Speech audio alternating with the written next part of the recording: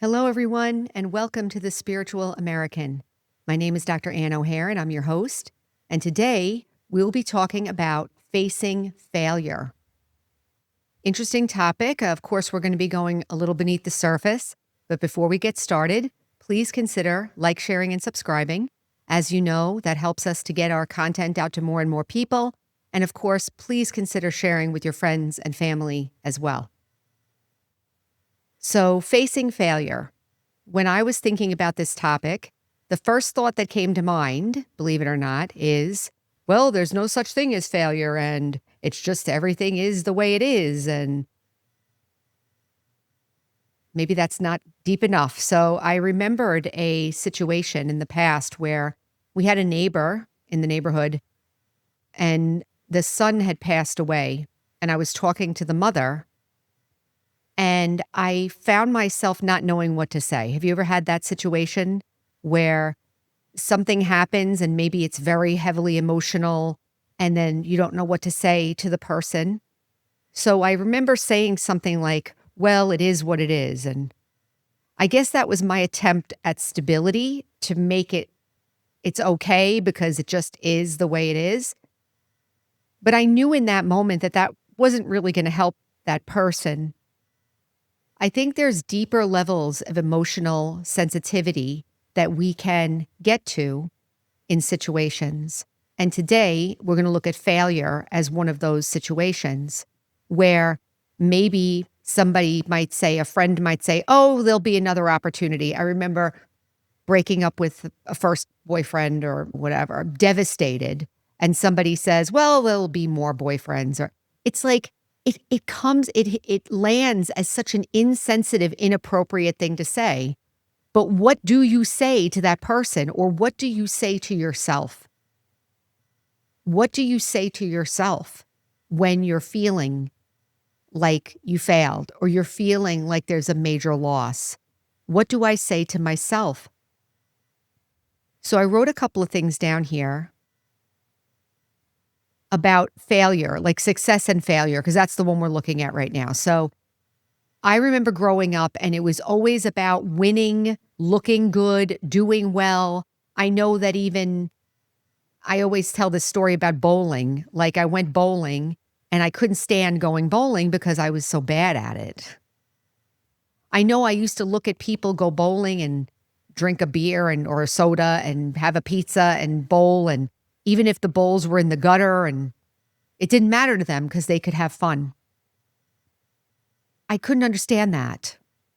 For me, a lot of my self-worth was based on winning, producing the result, getting the job, being successful in this conversation, being able to manage a project or produce an outcome. I'm sure I'm not alone in this.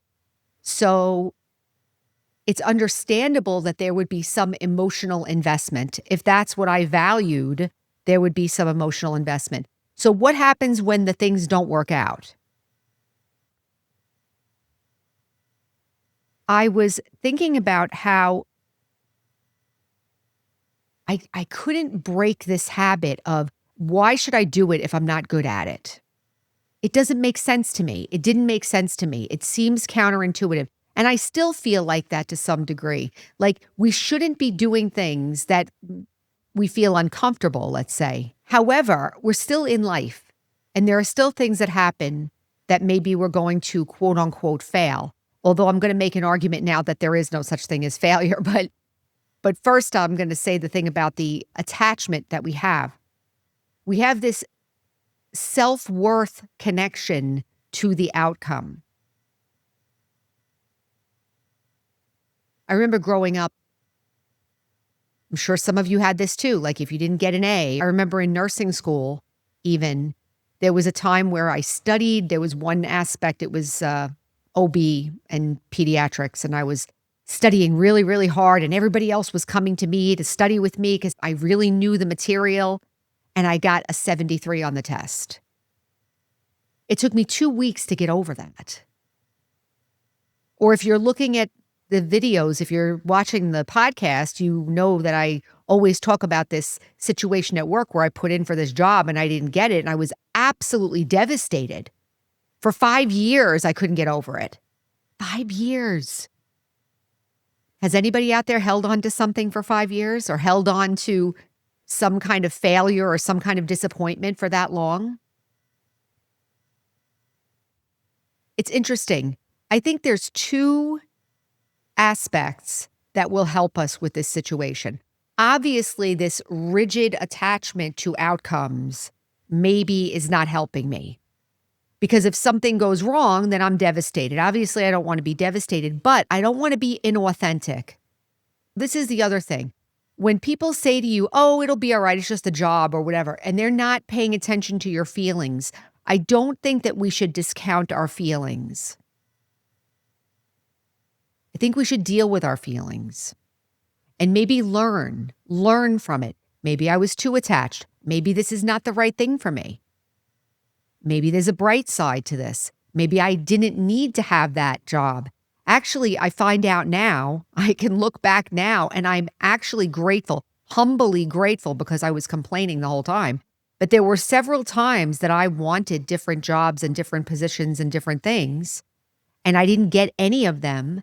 And now I look back and I say, I'm glad I didn't get them because I would have ended up being in commitments that I now am glad that I'm not in. So that's one principle I can offer right now. For those of you who are looking at your life and saying, oh, I failed at this, I failed at that. Look at the circumstances around the situation that didn't happen. Maybe you don't want to be there in that situation. So maybe in essence, it's a good thing that it didn't happen. We have a principle in Raj Yoga meditation. Everything that happens is ultimately going to be beneficial. Ultimately beneficial. Even if I can't see it yet, this is a point of faith that we can have. Again, we still have to pay attention to our feelings because if I try to intellectualize it, it doesn't work. Just like me saying to the mother, it just is what it is, or me pretending to like bowling when I'm so terrible at it that I really can't bring myself to enjoy myself. So I think the balance is don't try to gaslight yourself and tell yourself that everything's okay, but also pay attention to the feelings, but don't get too upset. Like don't feel like your life is over. Obviously, maybe there's something positive that's happening in that situation that maybe you can't see just now. The other thing is that when people are more laid back, have you ever known people that are laid back? Like if it happens, it happens. If it doesn't, it doesn't. And they just like float from one thing to the next. I used to be very critical of those people. I used to think of them as ineffective or maybe not intelligent or something like that. I remember talking to one person that's pretty high up, a senior in our organization in the Brahma Kumari. She's been meditating for 50 years or more. And I said to her that I'm working on this project or that project, or I'm working on this. And she said, wow, I wouldn't put that much pressure on myself. Like for me, it was like, I'm determined to get this done and I'm working on this. And for her, it was like, I just take it the way it comes. Wow. What a concept. Would she think of something as a failure? Maybe not, right? I think what can help us, if you're like me and more externally oriented and maybe want to get results and things, and maybe you get a little too emotionally attached with things, maybe what could be helpful is to look around you and maybe there are people around you that are more laid back. Maybe there are people around you that don't take things as seriously as you do. Is it possible to learn from them? It took me a while. You know, the judgments in our mind, I was talking in the last episode about this judgment that goes on. It's self-judgment and it's judgment of others. And I find that rigidness, that hardness of the way I perceive myself and others. And if things don't work out, of course I'm going to feel bad. It's like my whole self is bent on getting this result. But I think there's a sad aspect, a little bit of an unfortunate aspect to this, is that I'm not happy. It's either I'm driven or disappointed. Maybe I'm oversimplifying, okay? Obviously, there's something to be said for being able to produce something. There's something to be said for being able to organize or make something happen or being able to communicate. All of those are great. Those are great skills, and I'm glad I have them. Actually, this podcast is me using those skills right now. That's fine.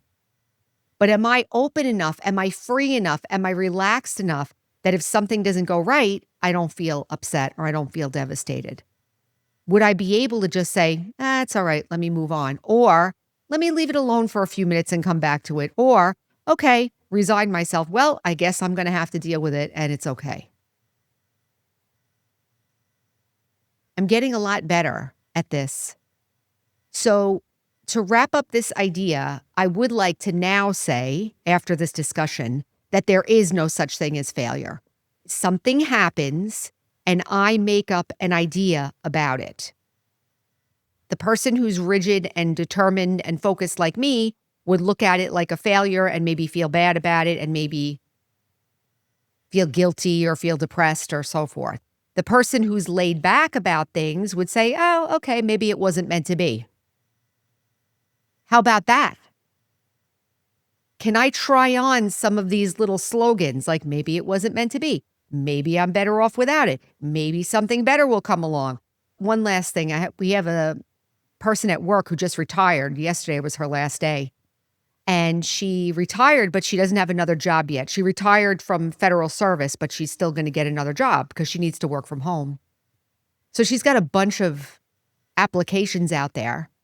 And I ask her sometimes, how's it going? You have any interviews yet or anything? And she's like, no, not yet, but I'm hopeful. There's a couple that I like. She keeps saying, I have faith that I put it out there and the right thing is going to come. So she's not worried. She's not obsessed with one job or another job. And I don't think she sees having to leave her job, retire or whatever, is a failure. I think she wasn't happy about it. She dealt with her feelings about it. She didn't want to leave the job, but she has to stay home to take care of her family. So looking at this in a holistic way, can I tone down this determined, focused, driven kind of attitude, which is okay. The skills are okay, but can I increase a little bit of this? It's going to be okay. Maybe it's not meant to be. Everything's benevolent and it's all right. And I can handle it. So if you want to call that success and failure, I just think it's good advice for living life. Who wants to feel bad? And if you're one of those people that's laid back and doesn't want to get too caught up in things, I salute you. I hope that your life is working for you. I know that there are times where you need that kind of focused energy, and I hope that you're around people that can provide that or you can generate that in yourself, just like I'm trying to generate the laid back side in myself. So I'll leave it there. I hope that gave you something to think about. This word failure is so loaded, and maybe we don't need to use it anymore. Maybe we can just look at it as a balance in the future. So I will leave it there. Remember, our slogan is heal, empower, and serve. And until next time, take care.